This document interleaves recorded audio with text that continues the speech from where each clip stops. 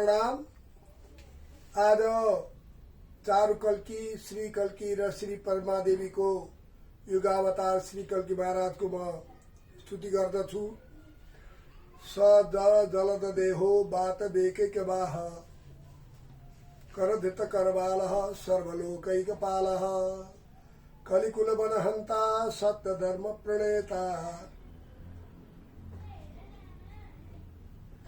कलयतु कुशलम्बः कल्किरूपश्च भूपः म्लेच्छ निवह निधने कलयसि करबालम् धूमकेतुमिव किमपि करालम् केशवधृत कल्की शरीरा जय जगदीश हरे।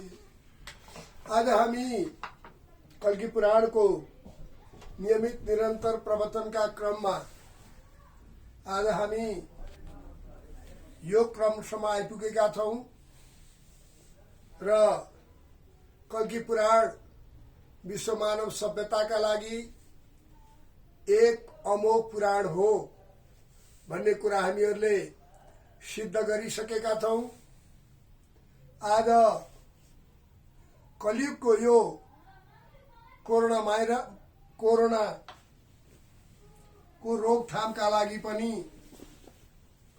कल्की पुराण एक अमोघ प्रवचन हो भन्ने कुरा हामीबाट सिद्ध भइसकेको छ र आज हामी यो कल्की पुराणको प्रवचनलाई अझ अगाडि बढाउन चाहन्छौं। कल्की पुराणमा युगावतार श्री कल्की भगवानको स्तुति यस प्रकार गरिएको छ। स जल जलद देहो बातबेकैक बाह करधित करवालः सर्वलोकैकपालः कलिकुल बनहंता सत्य धर्म प्रणेता कलयतु कुशलम्बः कल्की रूपस्स भूपः। कल्की रूपधारी श्री हरि हाम्रो कल्याण गर्नुहुन्छ। उहाँको शरीर जलले भरिएको मेघको समान नील वर्णको छ र सेतो घोडामा उहाँ चढ्नु भएको छ र सुन्दर गति छ र हातमा तलवार लिनु भएको छ र लोकको एकमात्र कल्याणकारक हुनुहुन्छ र कली कुलको वन रूपी जुन विनाशकहरू तत्व छन् यी विनाशक तत्वहरूलाई नाश गर्नका लागि कलियुगका नराम्रा वृत्तिहरूलाई नाश गर्नका लागि भगवान कलियुगले कल्की अवतारको रूपमा जन्म लिएर उहाँले मानव जातिको उत्थानका लागि सत्यको स्थापनाका लागि उहाँले अद्भुत कर्म गर्नुहुन्छ भन्ने कुरा कल्की पुराणमा निवेदन गरिएको छ। म्लेच्छ निवह निधने कलयसि करबालम् धूमकेतुमिव किमपि करालम् केशवधित कल्की शरीरम जय जगदीश हे हरि।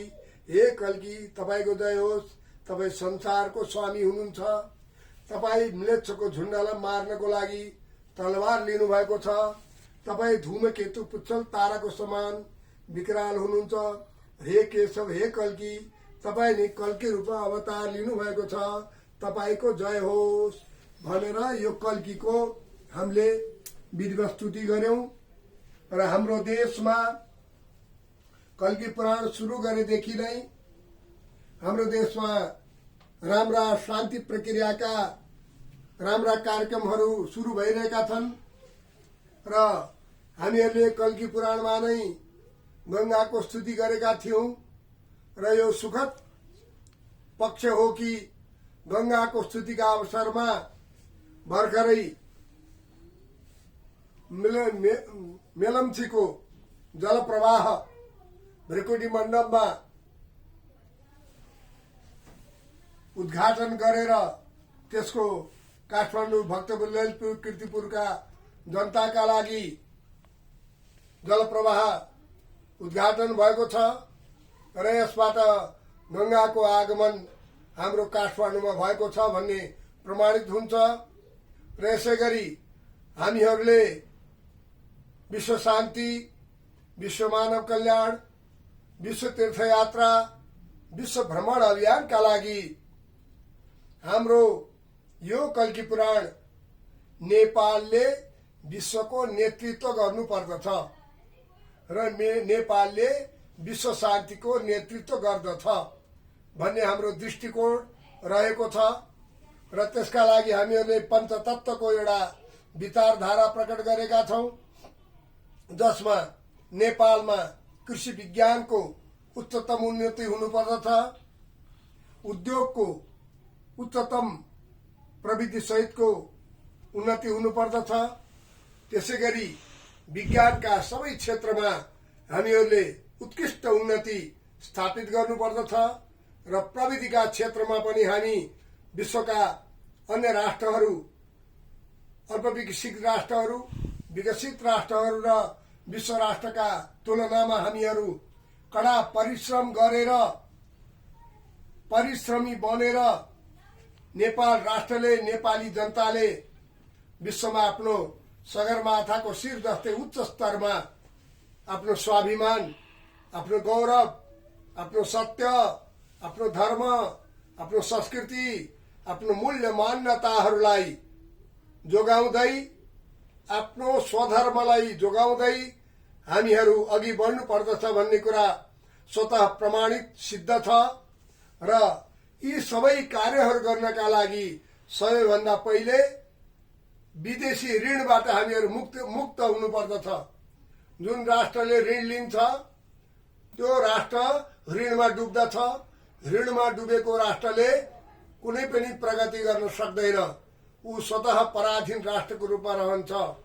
यसै कारण हामीहरूले यो राष्ट्रिय पुँजीपति वर्गलाई उच्च स्तरमा राखेर राष्ट्रको पुँजीको निर्माण गर्नुपर्दछ र राष्ट्रलाई उच्च स्तरीय राष्ट्रको रूपमा राख्नुपर्दछ भन्ने हाम्रो स्पष्ट मान्यता रहेको छ र यो कल्की पुराणमा हामीहरूले नेपालका किसानहरूलाई पनि, यदि नेपालका किसानहरूले यो कल्की पुराण घर घरमा सुन्ने गरेमा नेपालका किसानहरू पनि आत्मनिर्भर हुन सक्दछन्। भगवान कल्कीको कृपाबाट नेपालका किसानहरू कडा परिश्रमी बन्न पुग्दछन् र हाम्रो गंगा स्तुति जुन 88,000 ऋषिहरूले कल्की पुराणमा गंगाको स्तुति गरेका छन् र त्यो गंगाको स्तुति हामीहरू प्रवचनमा यदि हामी नियमित निरन्तर प्रवाह गरि नै रहन्छौं र हामीहरू त्योबाट हामीहरूले कल्कीको कृपाबाट, गंगाको कृपाबाट हामीहरूले गंगाको स्तुति गर्यौं भने यथासमयमा जल वर्षा भएर हाम्रा किसानहरू आत्मनिर्भर, सुखी सम्पन्न बन्न सक्दछन् र नेपाललाई विश्वको उत्कृष्ट राष्ट्र बनाउनका लागि भर्खरै हामीलाई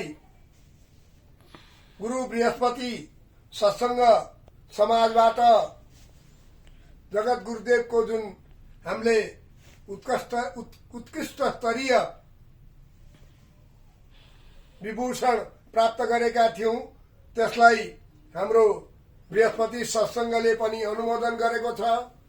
आजको फेसबुकमा हामीहरूले यो बृहस्पति सत्संगको मूल प्रमाणपत्रलाई त्यहाँ राखिदिएका छौं र आज हामी यो विश्वको मानव जातिका लागि हामीहरूले यो कल्की पुराण गरिरहेका छौं र यो कल्की पुराणको जुन प्रवचन हामीहरू माइती घर क्षेत्रबाट हामीहरू गरिरहेका छौं र यसको उद्देश्य हाम्रो मानव समाजलाई सुख शान्ति र स्थिरता दिनु हो र सबैभन्दा पहिले हामी नेपाल राष्ट्रको उन्नति चाहन्छौं, प्रगति चाहन्छौं र नेपाल राष्ट्रलाई स्थिर, स्वाभिमानी, सुखी, समृद्ध, सम्पन्न राष्ट्र बनाउन चाहन्छौं भन्ने कुरा स्वतः स्पष्ट छ र यो कल्की भगवानको एउटा महत्वपूर्ण स्तुति छ।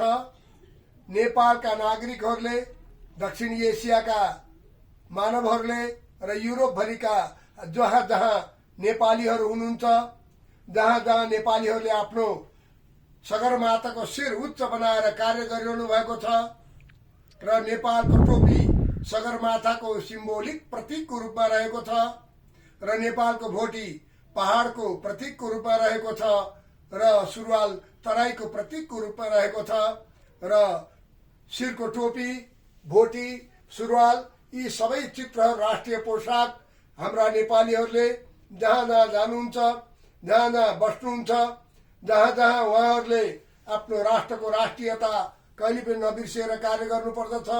शिरमा राष्ट्रको स्वाभिमान राख्नुपर्दछ।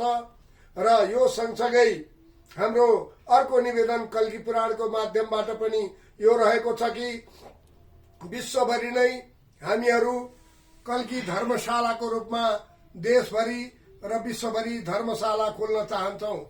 र जहाँ जहाँ हाम्रा नेपाली देशभक्त नागरिकहरू हुनुहुन्छ उहाँहरूले आफ्नो देशमा देशभक्त नागरिकहरूबाट आफ्नो राष्ट्र प्रेम झल्किने गरी, राष्ट्र प्रेम देखिने गरी प्रत्येक राष्ट्रमा नेपाली धर्मशाला खोलेको हुनुपर्दछ, जसबाट हाम्रा नेपाली नागरिकहरू धर्मशालाबाट लाभ लिन सकुन् निशुल्क। हाम्रो अन्नपूर्णशाला पनि हुनुपर्दछ, जहाँ न्यूनतम रूपमा विदेशमा गएका हाम्रा नेपाली दिदीबहिनी दाजुभाइहरूले अभावको समयमा त्यहाँ निशुल्क भोजन गर्न सकुन्। त्यसै गरी पाठशाला हुनुपर्दछ। त्यो पाठशाला आफ्नो राष्ट्रियता, आफ्नो राष्ट्रिय संस्कृति, आफ्नो राष्ट्रिय सभ्यता, आफ्नो राष्ट्रका मूल आदर्शहरू नछोडिकन नै विदेशमा पनि नेपालीहरूले आफ्नो राष्ट्रिय स्वाभिमान जोगाउन सकुन्। यसका लागि नेपालीहरूले पाठशाला खोल्नु पर्दछ। यो पाठशालाको अर्थ हो विश्वविद्यालयसम्म